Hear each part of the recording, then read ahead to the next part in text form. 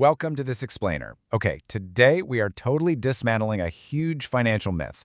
You know the one, the idea that landing a massive salary automatically equals financial freedom.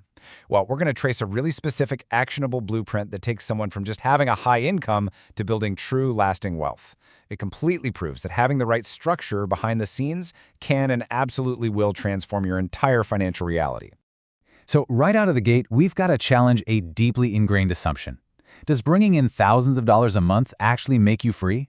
I mean, society totally conditions us to think that if we just hit a certain magic salary bracket, all our financial worries are just going to vanish into thin air. But the reality? High earnings can really quickly become a gilded cage if you don't have a deliberate strategy working tirelessly for you in the background. Let's dive right into Section 1, the high income trap.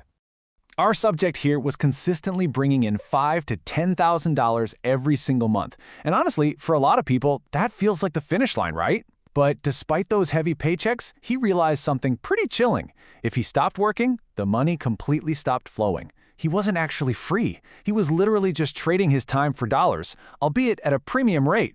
And that tension, it led to a really stark realization. Earning an income is completely different from achieving actual freedom. Income is just a tool. True wealth is strictly about what you decide to do with that cash the second it hits your bank account. Think about it. You can earn 10 grand a month, but if you're spending 10 grand a month, your net freedom is exactly zero. Which brings us to Section 2, the 40% rule.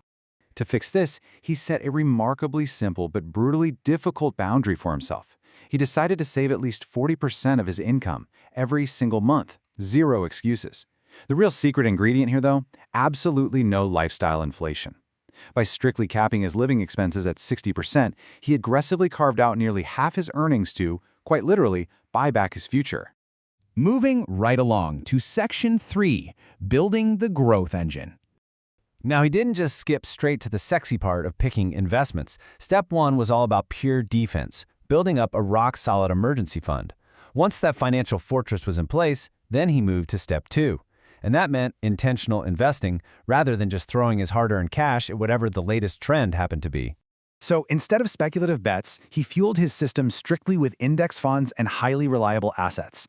His whole philosophy zeroed in entirely on long-term growth. No get-rich-quick schemes here, guys. Just highly reliable vehicles that, historically, march steadily upward over the decades. And the underlying mechanism driving this whole system? Good old compound interest. By utilizing this, he effectively outsourced the heavy lifting of wealth creation away from his own physical labor and pushed it right onto his portfolio. Basically, his money made money, and then that new money started making its own money, just working for him around the clock. He really just let compound interest do the heavy work. This specific approach meant his investments were just grinding away in the background, 24 hours a day, 7 days a week. They compounded continuously without him having to lift a single finger, completely freeing up his time and energy to focus on his next strategic move.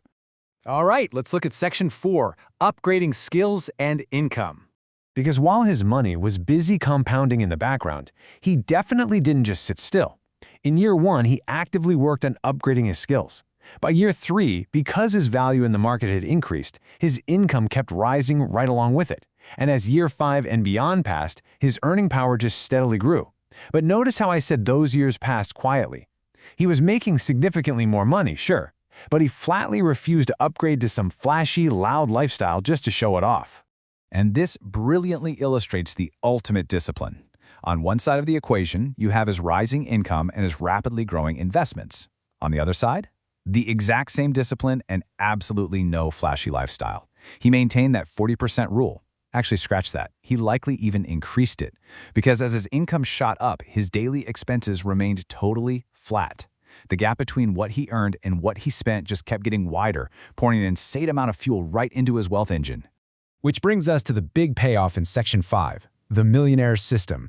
Eventually, one day, the sheer momentum of his numbers transformed his entire reality. You know, it happens almost invisibly at first, and then suddenly, it's all at once. The returns on his investments eventually totally eclipsed the money he was actually making from his day job. The numbers simply took over. He crossed a threshold where his financial security was completely 100% self-sustaining.